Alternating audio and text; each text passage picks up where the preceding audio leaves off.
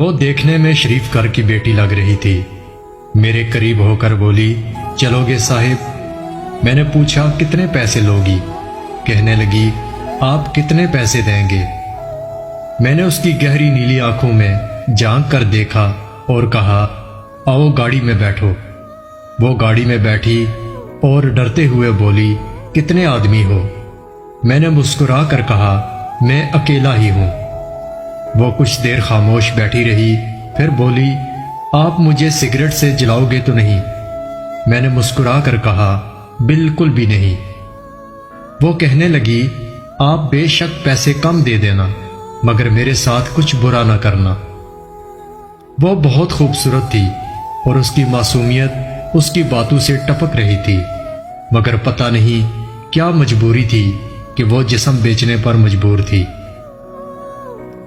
میں نے پوچھا، کھانا کھایا ہے؟ کہنے لگی، نہیں۔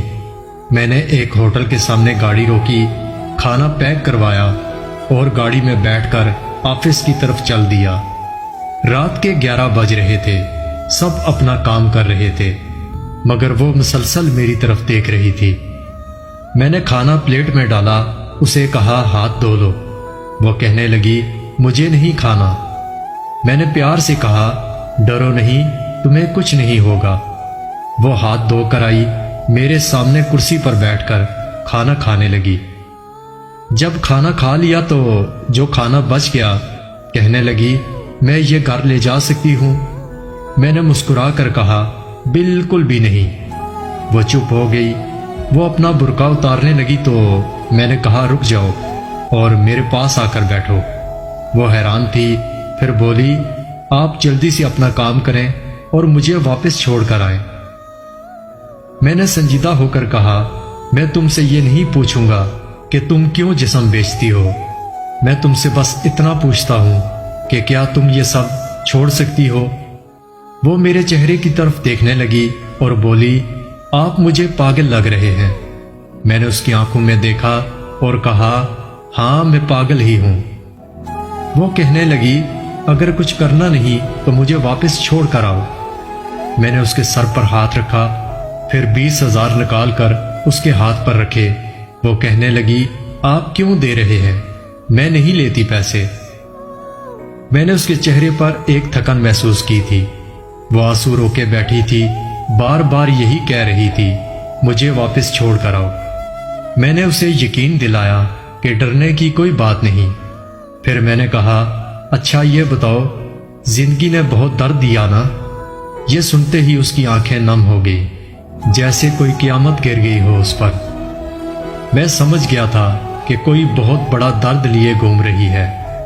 وہ کہنے لگی، میرا شوہر مر گیا ہے، 3 بیٹیاں ہیں، سسرال والوں نے نکال دیا، ماں باپ فوت ہو چکے ہیں، کوئی بھائی بہن بھی نہیں ہے۔ ماموں کے گھر گئی، ماموں کے بیٹے نے غلط نظروں سے دیکھنا شروع کر دیا۔ مامی کو بتایا تو انہوں نے دھکے دے کر گھر سے نکال دیا۔ دور کے ایک رشتہ دار نے ایک بوڑھے آدمی سے میری شادی کر دی، اس کے بھی بچے تھے۔ اس کے بچوں نے مجھے بہت ذلیل کیا، پھر وہ شوہر بھی فوت ہو گیا۔ میں بیٹیوں کو لیے در بدر بھٹکنے لگی، نہ چھت تھی نہ روٹی تھی، بھوک کی وجہ سے سڑک پر کھڑی تھی۔